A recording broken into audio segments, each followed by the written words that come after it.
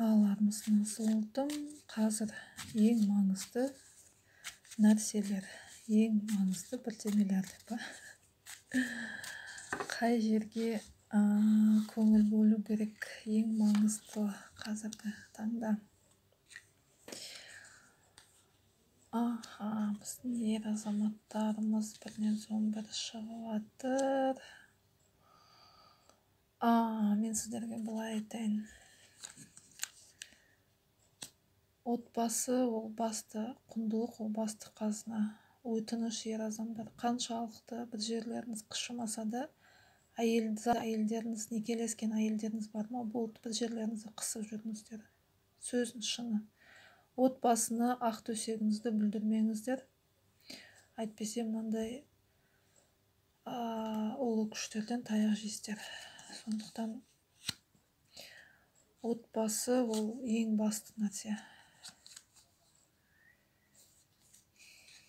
Егер отбасыда адал жар, адал ер азамат болсаңыз, онда Құдай сізге одан да несібеңізді, баршылық, молшылық дүниеңізді көп береді.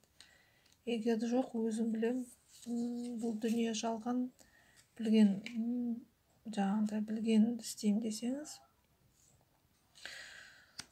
онда баршылық, молшылықтан айырыласыз. Таразының екі шеті қазір теңесіп тұр. Сәл кішкентай қауырсын қазір, оңға, солға жылжитын түсетін болса, ұшастыр.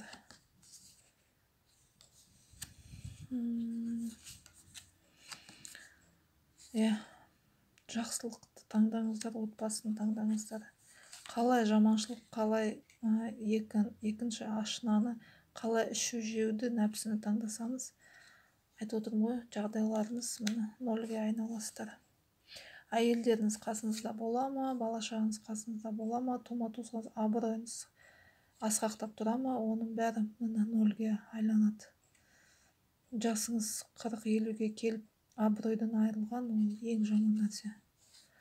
Сондықтан дұрыс шешім қабылдаңыздар, ардақты ер азаматтар. Барлықтарын өзіңіз қолдарыңызда, жамандыққа бойсұнбаңыздар. Нәпсі ол бір сәтте оны тиюға болады. Ал тіртнектеп, тырнақтап жинаған абыройды бештейін қылуға білмеймін енді, оған арыларыңыз бара ма? Бәрі әділдікпен болады, соны білем.